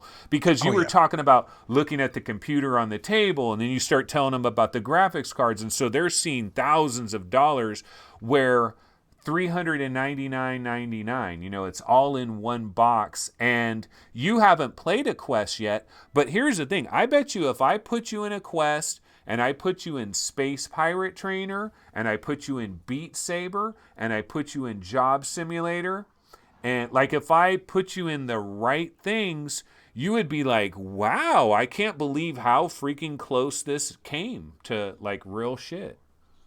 Oh yeah, I would say more than likely that's true, but it's just like I know you heard of the new Google Stadia thing that they Yeah, got out, yeah. right? And they say, well, you know, you don't need no gaming system, none of this stuff. You can just stream at 4K 60. Okay, that's awesome for people who don't have a system already that can play 4K 60. You know, that's awesome for them. That they not speaking to me with the Stadia. They speaking to those people who don't got the system that can play that. And that's how I kind of look at the Quest. I'm like, if you don't have a PC, this thing is a no-brainer. You know what I'm saying? Because you need to be in VR. If you haven't been in VR, you need that shit right now. You know what I'm saying? And so that's how I look at the Quest. I look at the Quest as like it's for the people that don't have the systems. You know what I'm saying? What Which about is what cool. about like when you think of soccer moms, right? And just like people that you know that are your same age, but maybe they're not even gamers. They're not even gamers. Do you think those people are, do you think there's anything that's going to ever bring those people in that would convince those people to put on a freaking heavy ass thing? Like, will it be VR porn, like incredible VR porn, or could it be like going to the temples of Egypt or something where it like looks so freaking good? Like, what is gonna, can we bring those people in? Or are those people average soccer moms, non-gamer dad types? Like, are they ever gonna want VR? Maybe sports, maybe NFL, where you got incredible camera angles in VR. I mean, I don't know. What's it gonna take? Um, I think it's just like kind of knowing your audience and introducing them to something that you know that they might like you got some type of like let's say you know somebody who like to go to casino or something, and then you put them in this VR thing, and they like right in the casino at a slot machine and just sitting down pulling a slot machine or something, or somebody who like cards, you put them in like Poker Stars or something. You know, it's kind of like maybe catering to those people's, you know, what they like. You know, it's all type of VR experiences. You know, you put somebody in something that you know that they would dig. You know, because you a lot of times for me anyway, it's almost a struggle just getting somebody to put the dang thing on their face. You know, like my mom won't try it for shit, Jack. She will not try that thing. Oh hell Does she no. say that'll make me dizzy? I'm gonna get, because that's what my mom says. My mom's like, I don't want to put that on. It's gonna make me all dizzy. And then the thing is, if you actually convince her to put it on, she'll be like, yeah, I'm feeling dizzy. I'm feeling dizzy. Take it off. Take it off. And it's like, Already, right. yeah, placebo basically is what that's all To about. talk herself out of it. Yeah, so that's already a struggle. But if you can kind of convince somebody like, hey, you know, I know you like this type of stuff, you know, check it out, just check it out, you know. Or like any dude with porn. You get them into it, dude. I Real don't think women the over porn. here. I don't think the porn is here yet though. Like I don't think like I've seen some of the porn, and I don't think it's not that. Like, see, all of the video based stuff. What we really need is what Intel was talking about, these voxel things. You know, they created this huge stage, right? This like sound stage where they're going to do all this voxel stuff, and they're talking about like NFL football games where every player on the field itself, everything has been turned into voxels. So you could actually Right. be on the football field. You could stand behind the quarterback. They hike the ball. You know, he freaking runs right through you. And then you're looking at it. You're like standing right there. And it's like he's right in your face throwing the ball. You see the ball just go, you know, I think that's going to be a total game changer because it's going to get, think of all the people out there that never touch a video game, but they're sports nuts. Oh Like yeah. imagine Oh being yeah. NBA Finals, you're standing at freaking center court and you see the players just run right by you and they take a three-pointer, the referee, or like they're shooting free throws, and now you can switch to a camera angle where you're basically on the freaking free throw line and you're watching the guys shoot free throws. But how far are we away from that actually looking as good as it needs to look, and where you can move around and it doesn't like break apart? Like, how far is that away? I would say maybe 5 to 10 years. I think about 10 years. I mean, five to 10 years. But I don't know. You just don't know in a VR game right now because we're still in our infancy, or still in its infancy. So you got like, okay, the Index coming out. You know, that's a step up from the regular CV1 Rift and the regular Vive. But then you got the Reverb that just came in there and just was like, fuck all of that. We just gonna raise the resolution up sky high. Or you got the Cosmos that's coming out. That got the resolution thing.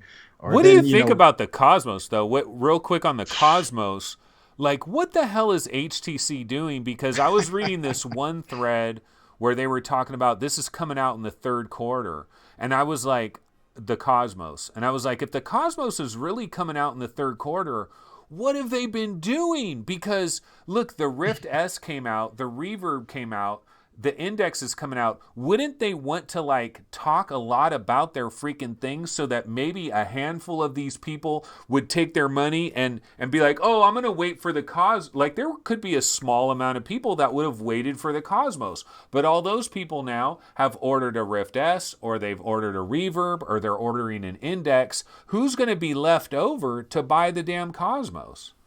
right. I don't know what they doing over there. It's like most of the information I don't even know. Like I think you could use it with a PC or a phone. Probably a I think. Snapdragon 855, and it's got to have the USB-C connector on it. It's going to be similar to those InReal glasses that you buy for $500. They'll work with a Snapdragon 855, and it's got to have the actual connector on the phone, like the real USB-C connector. So it's gonna double dip as hybrid standalone and then a regular real deal VR headset. But the thing about it is like, man, most people have spent all their money. Now Right. the one thing, do we know if the Cosmos is like, does it have an IPD adjustment? I don't remember that. I don't remember if it I has. don't know. I have a It's little such trailer little that has. information out there. Like what's going on here? And then they talking about third quarter. That's approaching pretty fast. Pretty fast. So they're gonna have to start putting some out there to get all the people drummed up over it. Yeah, I don't remember if it had a slider or not. Because see, the Cosmos, if it is 20, it's got Halo though. You don't like that Halo. The controllers look kind of good. You know, Oh, the controllers look exactly like the freaking touches, but they got the oh, they Jason do. Momoa edition with those little weird tribal things going on.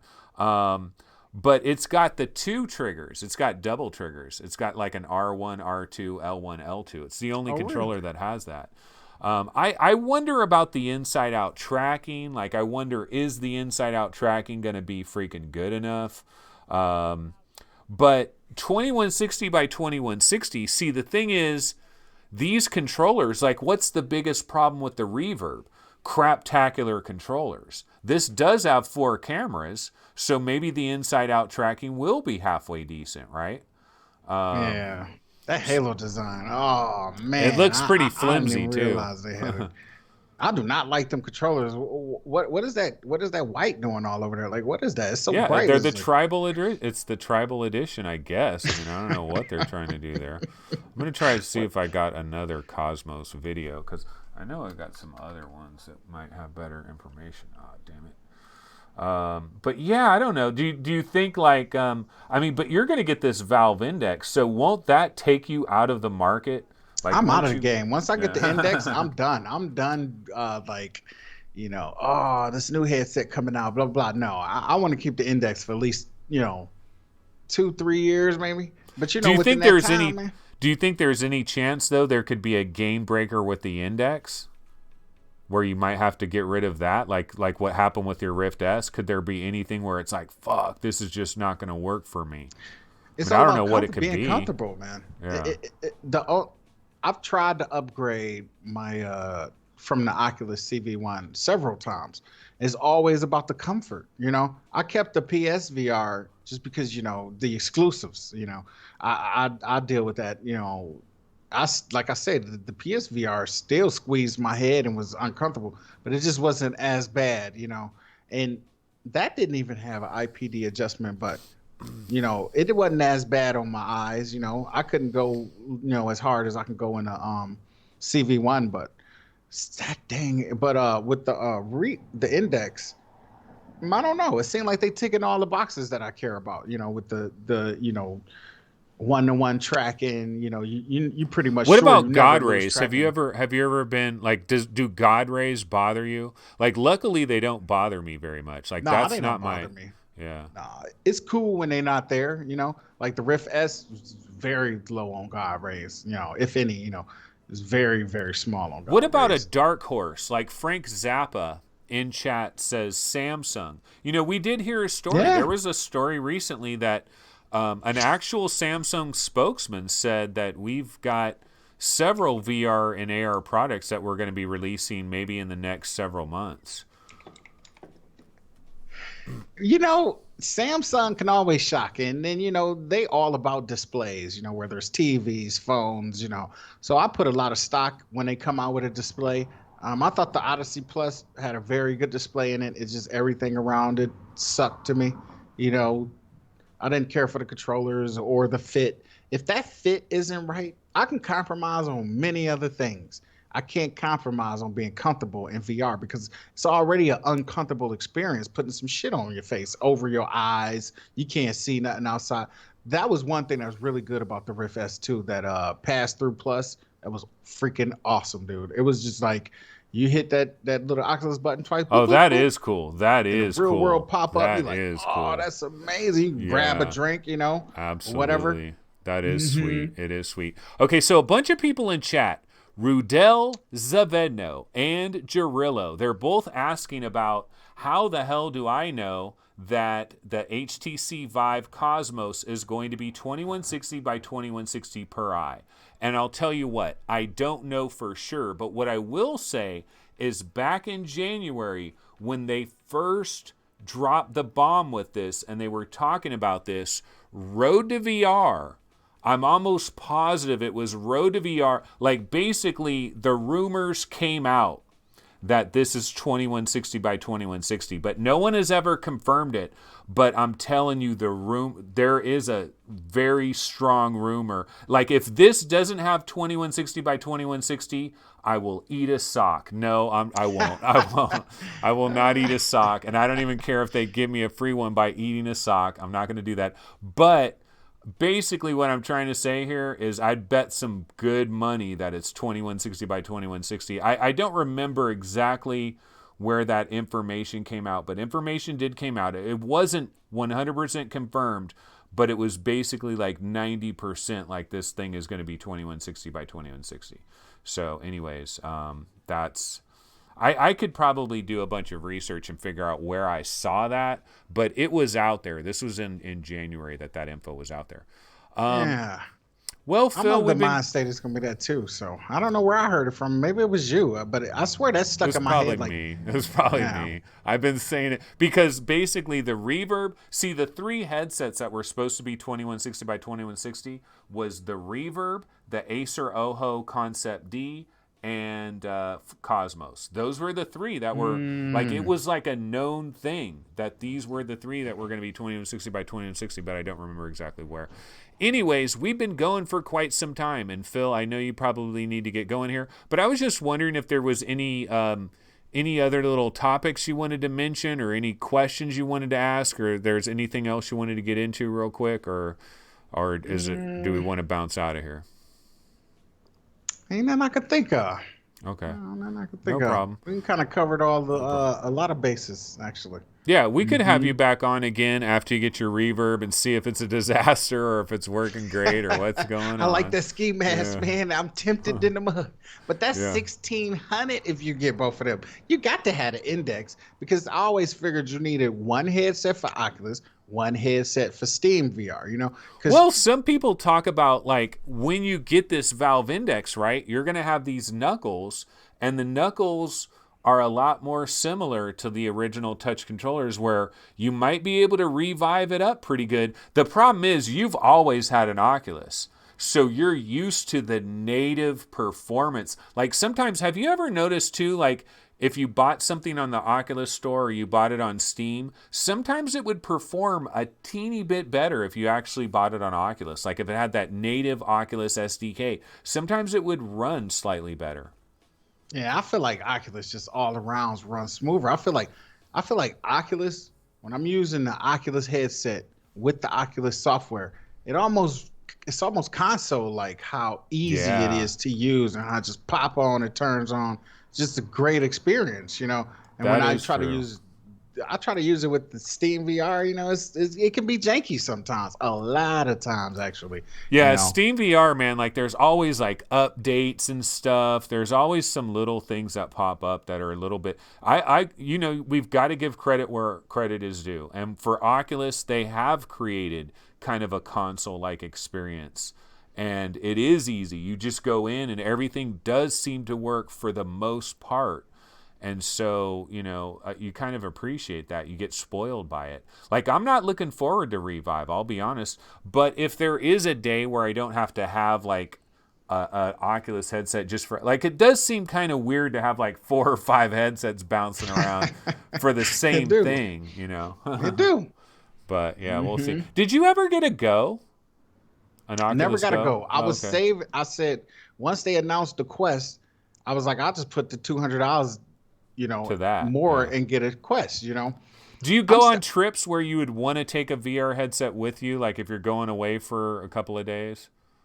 Probably not. Yeah, so No, it's not that if big of I'm a leaving deal. the house, more than likely, if I'm gonna do some gaming, it's probably gonna be on my Vita. You know, I don't really need much on the road. Dude, the Vita, the freaking Quest is the VR Vita, baby. It It is is. like for people that know the Vita, that is exactly what it. Hopefully, it'll be way better supported than what Sony did, but that's Yeah. exactly what it is. Because you would be playing Vita games like Wipeout on your Vita or Hot Shots or something. You're playing it on your Vita, and you're like, "Damn, this is like 90% of the PlayStation 3 game," and they Hmm. got it on this little freaking thing. How amazing is that? Of course, your hands would freaking get cramped like hell after 40 minutes, which is very similar to what is happening to our heads, right?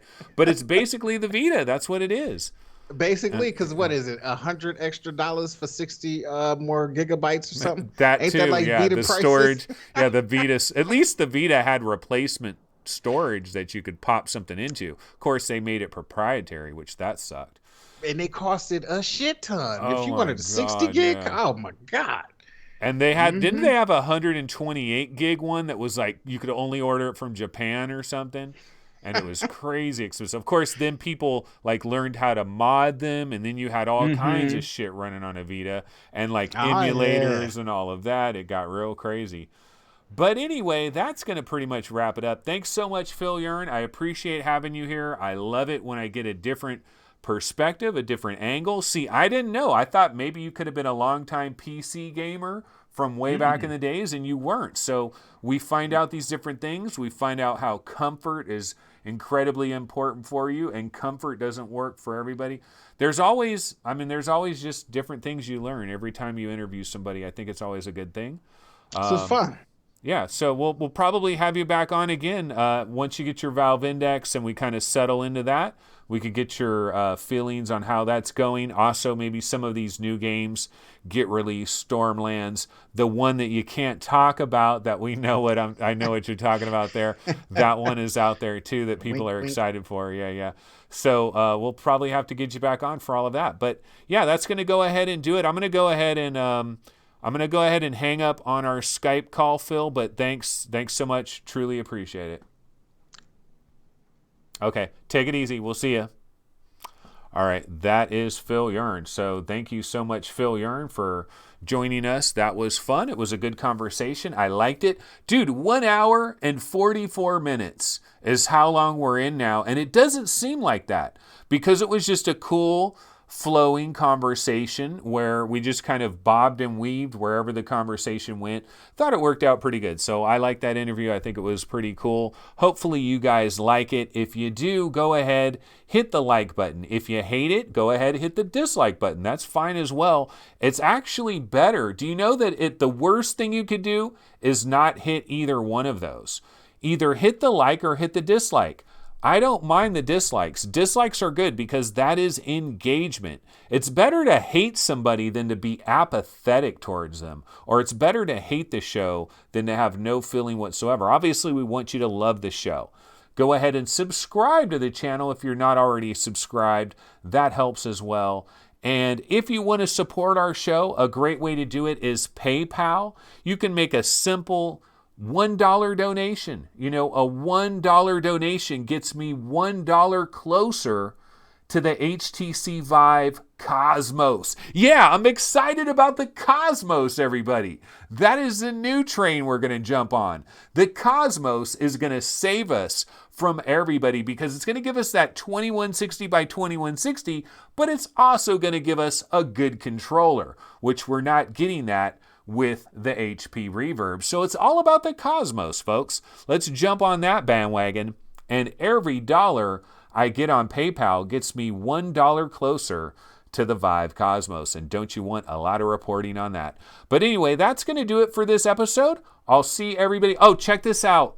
No episode on Sunday. There will not be an episode of VR 365 tomorrow. I'm doing an episode of VR Roundtable in the morning. And have we got an incredible guest on VR Roundtable? I don't know if I'm allowed to mention who the guest is, but it is a real treat. It is a shocker, the guest that we're going to have on VR Roundtable tomorrow. It is going to be really cool, but no VR 365 episode tomorrow. So I will be back on Monday. And it might be a later episode. It might be like a nighttime episode on Monday. So you guys are going to have to miss me for a minute. But I will be back in the not too distant future. But that's going to go ahead and do it for this episode. We'll check everybody else out on Monday. See you guys then. Take it easy. Later.